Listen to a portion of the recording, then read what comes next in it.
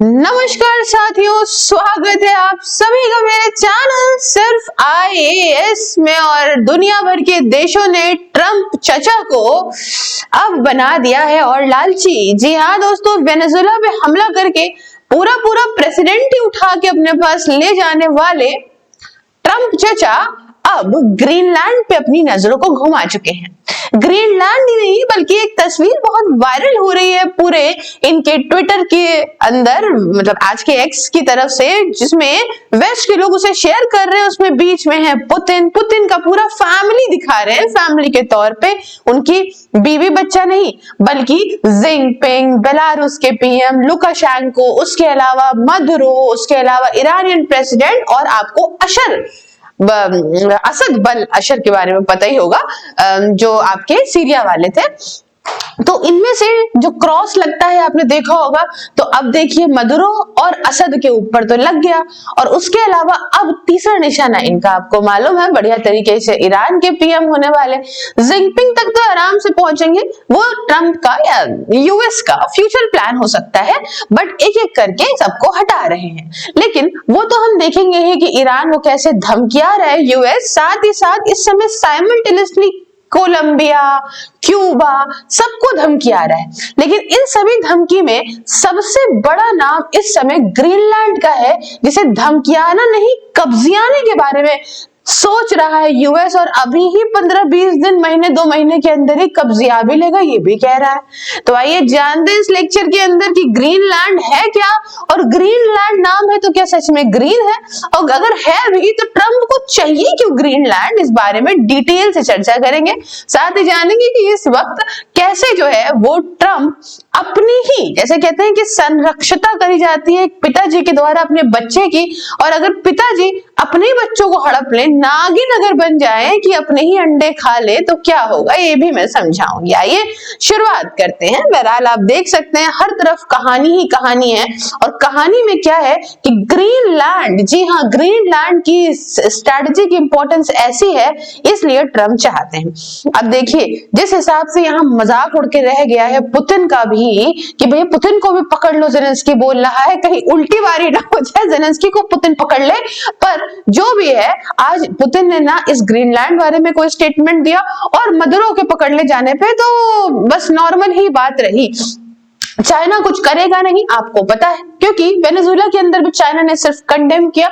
China अभी अपने आप को बिल्ड कर रहा है। मैंने तब भी कहा था, लास्ट लेक्चर में भी कहा था, और अभी भी कह रही हूं, चाइना एक्सपोर्ट करके पैसा कमाता है। पैसा कमाने वाले देश वो कभी भी उन्हीं देशों के साथ कोई भी तरीके से लकड़ी नहीं लेना चाहता कि उसके साथ किसी प्रकार से नुकसान हो जाए। तो ये कुल मिला के बात है कि चाइना बिल्कुल भी नहीं चाहता पीछे पड़ना, और यही 2 देश मेन बचे। भारत तो बस खाली वहां के लोग सही रहे, समर्थ रहे, डीप कंसर्न करके चुप हो गया, वो भी नहीं पंगा लेना चाहता। तो ट्रंप के दोनों हाथ, दोनों पैर खुल गए हैं, और अब वो अपने ही नागिन बन के अंडे खा रहे हैं। क्यों? क्योंकि ग्रीनलैंड को लेके अगर बात है तो ग्रीनलैंड आ रहा है इस समय डेनमार्क के अंदर। जी हाँ दोस्तों, पहले तो ये पूरा डेनमार्क ही हुआ करता था, पर 1979 के बाद डेनमार्क, इन्होंने कहा कि हम अपने आप को देख लेंगे, और कुछ चीजों के लिए, इंपॉर्टेंट स्ट्रेटेजी चीजों के लिए डेनमार्क पे है। तो डेनमार्क के अंदर आ रहा है, और डेनमार्क एक नाटो देश है। जी हाँ दोस्तों, वही नाटो देश जिसके अंदर यूएस सबसे ज्यादा कंट्रीब्यूशन देता है। तो यूएस क्या खुद को ही लेना चाहता है? आइए डिटेल से चर्चा करते हैं।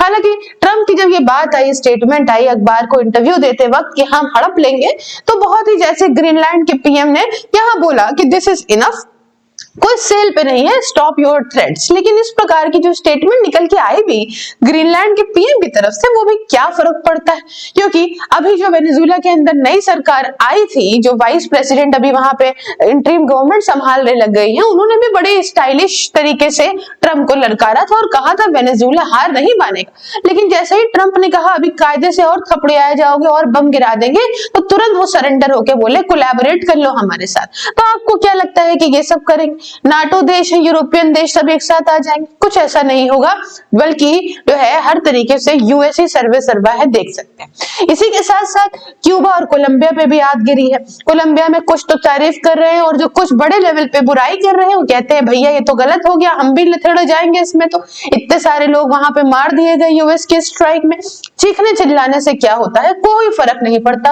अर्जेंट मीटिंग बुला रहा है क्यूबा, दुनिया भर की बातें कर रहा है, परंतु कोई आपको लगता है कि यूनाइटेड नेशन से भी बोलने के लिए इस समय हकदार है? इस समय जिसकी लाठी उसकी भैंस वाली बात चल रही है और यूएस पूरी तरीके से अपना कब्जा जमा के बैठा है। आप देखिएगा आने वक्त में, अभी तो ग्रीनलैंड की कहानी सुनाऊंगी, आगे न जाने कितनी कहानियां आप सुनते चले जाएंगे कि यूएस वहां की सरकार पलट पलट के खुद को कब्जियां ले रहा है।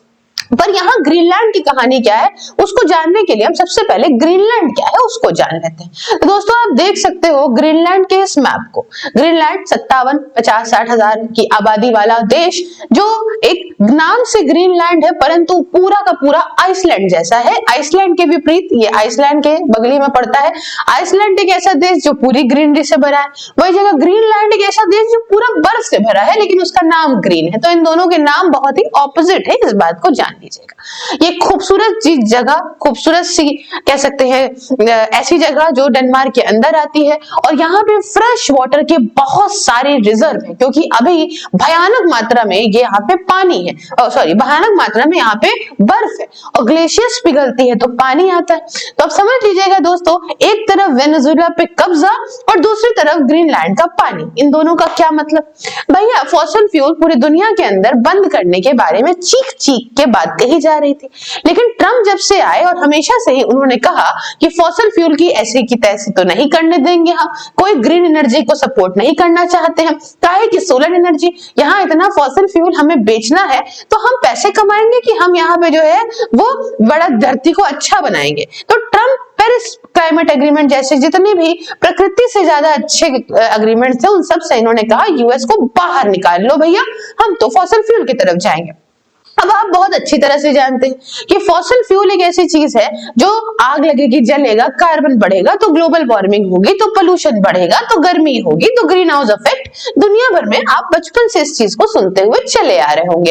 एक इस प्रकार से ग्रीन हाउस इफेक्ट होगा और दुनिया भर का तमाशा हो जाएगा जिसमें धरती का तापमान बढ़ जाएगा, पानी सूख जाएगा, धरती में पानी नहीं होगा और उस टाइम पे काम आएगा ग्रीनलैंड। जी हाँ दोस्तों, बर्फ से भरा ग्रीनलैंड जो पिघलेगा और साफ पानी देगा, वहां से यहाँ पे पूरी तरह से वो पानी पिएगी यूएस की जनता।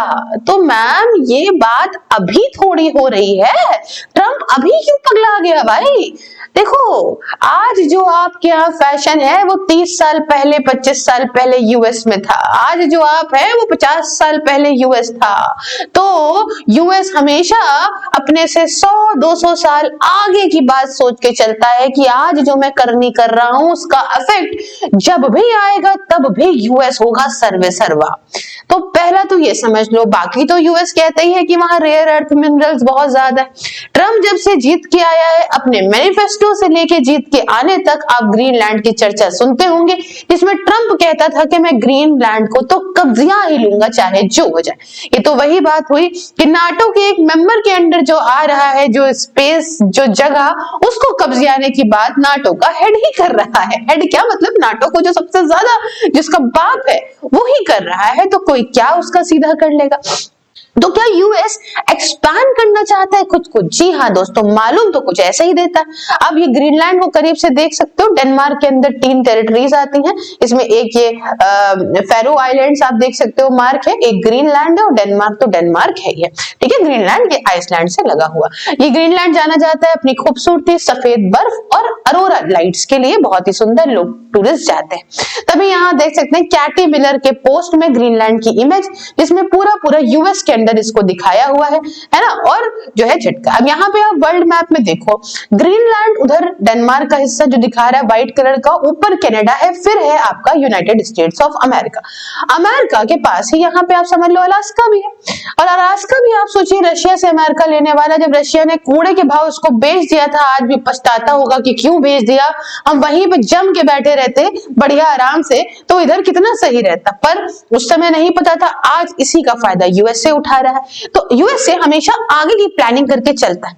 यूएसए को इस बात का पता है कि किसी भी देश के अंदर अगर आप चाहते हैं कि उस देश पे कब्जा करना, तो उसके आसपास जो है दुश्मन होने चाहिए। जैसे भारत के अंदर दुश्मन, एक तरफ से चीन बैठा है, एक तरफ से पाकिस्तान, एक तरफ से श्रीलंका, बांग्लादेश, और ये सब के सब धाक बन के बैठे कि अगर आपके जैसे जबान 32 दांतों के बीच में रहती है, तो वैसे ही अगर मान लो ऐसा हो जाए कभी कि सारे दुश्मन एक साथ चढ़ जाएं। आज भारत बांग्लादेश के लिए क्यों नहीं बोल पा रहा है? क्योंकि एक ना एक तरीके से चीज है कि चाइना भी है, उधर पाकिस्तान भी है, बांग्लादेश से तो हम बहुत मजबूत है, लेकिन कहीं ऐसा ना हो जाए कि हम और दुश्मन पैदा कर बैठे और फिर तीनों तरफ से दबोचे जाए। इसलिए क्या पता शांति से मामला बैठ जाए। तो दुश्मनी आदमी तब नहीं लेता जब पड़ोसी उसके हों, और यहाँ पे यूएस चाहता है कि वो एक टाइम पे पड़ोसी लेस बन जाए। जी हाँ दोस्तों, जैसे किसी टाइम पे ब्रिटेन ने पूरी दुनिया पे राज किया था। राज क्यों किया था? आप ब्रिटेन में देखिए, आसपास कोई पड़ोसी ही नहीं, क्योंकि हम तो खुद ही समुद्र में तैर रहे हैं, मेरा कौन पड़ोसी। वैसे ही चाहता है यूएस भी, जब मेरा कोई पड़ोसी ही नहीं रहेगा तो यूएस बैठ के सर्व शक्तिशाली पूरे विश्व के ऊपर राज करेगा। जो कि आज आप देख रहे हो कि उसकी आंख में आंख डाल के उसको दबाने वाला रूस और चाइना हुआ करते थे, परंतु चाइना सिर्फ अपने हक के लिए उससे लड़ा, बाकी तो छोड़ दीजिए, पैसे ही वहीं से कमा रहा है। और बाकी रूस की अगर हम बात करें तो रूस या तो इतना कमजोर पड़ गया है यूक्रेन के बाद, या तो उसे पता है कि वो नहीं कुछ करेगा क्यों मैं पड़े मसले में, और या तो ट्रंप ने उसके साथ में यूएस ने कोई सांठगांठ बना दी है। कुछ तो मामला ऐसा है जो यूएस के साथ बैठ रहा है। एनीवेज, अब यहाँ पे आप देखो अमेरिका मैक्सिको को तो वो चाहता भी नहीं है, वॉल बना के बैठा है, भिखमंगे लोग हैं, क्या मतलब बैठे, गरीब भिखमंगे क्या, एक तरीके से ऐसा तो नहीं कहना चाहिए, लेकिन हाँ एक बात हम ऐसे कहें कि भाई जो है इतना कोई डेवलप नेशन तो है नहीं है ना, किसी तरीके से अपना दे लेके मामला चल रहा है वहां पे, तो वो क्यों जैसा लेना चाहेगा। बहुत सारे ऐसे स्कूलों की मैं बात नहीं करना चाहती, पर होते हैं ना कि बहुत ही ब्रिलियंट बच्चों को ले लो, ताकि क्यों थोड़ा दिमाग से बुद्धि कम वालों को लो, ब्रिलियंट बच्चों को ले लो, सो दैट कि वो तुम्हारा नाम रोशन करे, तुम्हारे स्कूल का नाम यूं भी रोशन होगा। सेम तरीके से यहाँ पे जाता है कि मैक्सिको को नहीं, लेकिन यहाँ पनामा तक अगर हम बात करें तो ये पूरा यूएस एक यूएसए बन जाए, जिसमें कनाडा को तो आप जानते हो जब ट्रूडो थे तभी ही ट्रंप आते ही बोल दिए थे कि ओए हमारे 51st, आपको मालूम है United states of America, 50 states का संगठन है, ठीक है ना। तो अब वो कहते हैं हमारी 51वीं स्टेट बन जाओ, तो आज नहीं तो कल ये कनाडा के ऊपर तो कब्जा ही लेंगे, जैसा इन्होंने एक बार ऑफर दी थी। ऊपर का हिस्सा हो गया, अलास्का का हिस्सा है, उधर ग्रीनलैंड का हिस्सा मिल ही जाएगा।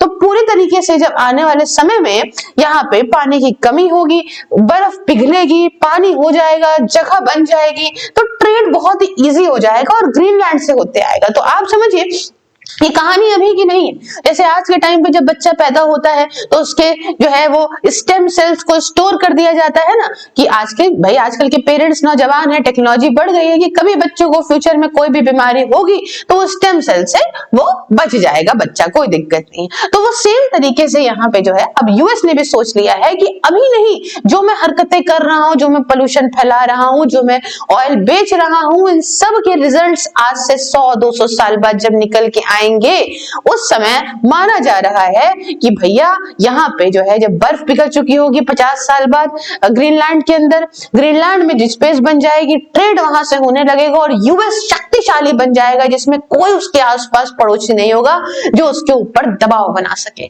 ट्रंप ने इतनी लंबी प्लानिंग करके आज अपने मैनिफेस्टो को सत्य साबित कर दिया है, और अब मैंने जो आपको शॉर्ट में बताया वो आप पूरी तरीके से देख लीजिए। या लंबे में लिखा हुआ है कि ये है इनकी मनसा। ग्रीनलैंड इंपॉर्टेंट बन जाता है क्योंकि ये वर्ल्ड का लार्जेस्ट आइलैंड है। ये मुद्दा तो इनका मेन ये है, लेकिन ग्रीनलैंड की कहानी भी सुन लीजिए। स्ट्रेटेजिक आर्टिक शिपिंग है और मिलिट्री कॉरिडोर है। यूएस के थुले एयरबेस का घर है, यहाँ पे रेयर अर्थ मिनरल्स है, ऑयल एंड गैस पोटेंशियल है, यूरेनियम है, स्ट्रेटेजिक मिनरल्स है, लेकिन इन सब से ऊपर पानी है, जो बात आप समझ लीजिएगा। आइस मेल्ट होती जाएगी और न्यू ट्रेड रूट्स बनेंगे, जैसे मैंने आपको बताया। इसलिए यूएस, चीन, रशिया ग्रीनलैंड को पोटेंशियली क्रिटिकल मानते हैं। ट्रंप चाहते हैं, और आप जानते हैं कि आइडिया 2019 से लेकर टहल रहे हैं ये, कि ग्रीनलैंड को खरीदने का भी उन्होंने ऑफर दिया था, लेकिन डेनमार्क ने सीधा रिजेक्ट कर दिया। ट्रंप ने कैंसिल कर दी थी स्टेट विजिट इसके रिस्पॉन्स में उस समय उन्होंने कहा था स्ट्रेटेजिकली ये बहुत इंटरेस्टिंग है और ट्रम्प जो है आइडिया कभी भी डिसअपियर होता नहीं है, आप जानते हैं, और ट्रम्प जो चाह ले वो जरूर पाता है, चाहे वो जितनी बार वो चाहे। तो 3 फेज का इसका प्लान है। इकोनॉमिक और एडमिनिस्ट्रेटिव कंट्रोल करेगा, यूएस का इन्वेस्टमेंट ग्रीनलैंड में, इंफ्रास्ट्रक्चर, पोर्ट, एयरपोर्ट बनाएगा, डिपेंडेंस यूएस के फाइनेंशियल सपोर्ट की बढ़ाएगा और यूएस का सिविलियन प्रेजेंस और प्रोजेक्ट बढ़ाएगा। ये सब तो एक तरीके से फॉर्मल और थ्योरेटिकल बात है, लेकिन ट्रम्प की जो धमकी है उसके हिसाब से तो हमें लगता है कि इन 3 फेज को तो छोड़ दीजिए, एक ही फेज में पूरी तरीके से ना कब्जा कर ले और ये सभी देश जैसे वेनेजुएला पे कब्जा देख के मुंह देखते रह गए और कंडेम करते रह गए, वैसे ही कंडेम करते ना रह जाए। डेनमार्क और ग्रीनलैंड की तरफ से अगर हम रिस्पॉन्स देखें तो दोनों ही में तरफ से देखिए ग्रीनलैंड के पीएम ने क्लियरली ग्रीनलैंड सेल पे नहीं है बोला है। डेनमार्क ने बोला है कि जो ग्रीनलैंड है ये ऑटोनोमस एक दानिश रियाल में है, प्रोटेक्टेड है इंटरनेशनल लॉ के तहत। लेकिन कौन सा इंटरनेशनल लॉ, जब यूएन बैठ के ढपली बजाता रह गया और कब्जिया के लेके चले गए, अपने ही देश से उठा के यूएस लेके चले गए, ट्रंप का पूरा एडमिनिस्ट्रेशन उठा के मदुरो और उसकी पत्नी को इंटरनेशनल रिकॉग्निशन, ये सब बातें करते हैं कि अनलाइकली है, ये सब कोई अनलाइकली वाइकली नहीं है, अब ये समझ में आ गया है।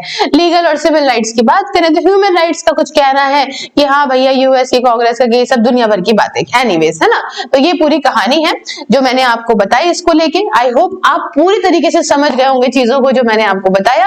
आप भी क्या राय इसको लेके हमें कमेंट बॉक्स में बताइए दोस्तों। उसके अलावा चैनल को सब्सक्राइब, क्यूआर को स्कैन करके अगर आप मेरे काम में मेरे चैनल को मुझे डोनेट करते हो और वो रिसीट्स को आप व्हाट्सएप पे 9919785532 फॉरवर्ड करते हो या @सिर्फ IS सेल्स पे फॉरवर्ड करते हो, तो प्यारे दोस्तों आपको विद द थैंक्स मैं आपको आपकी जो भी अमाउंट है उसको लेके थैंक्स दूंगी नेक्स्ट वीडियो में। बाकी 99 रुपीज पर मंथ में ज्वाइन करिए आप मेरी वर्चुअल लाइब्रेरी को, जिसमें आप घर बैठे जाड़ा गर्मी हो या बरसात किसी भी एग्जाम की तैयारी कर सकते हैं डिसिप्लिन तरीके से। इसके रिगार्डिंग भी आप व्हाट्सएप और टेलीग्राम पे मुझसे बात करिए दोस्तों। सभी सोशल मीडिया के link including WhatsApp are in description box, हर जगह फॉलो करने के साथ साथ ज्वाइन बटन को प्रेस करिए और मेरी मेंबरशिप को ज्वाइन करिए। मिलते हैं नेक्स्ट वीडियो में किसी नए और इंटरेस्टिंग टॉपिक के साथ। तब तक के लिए जय हिंद, जय भारत।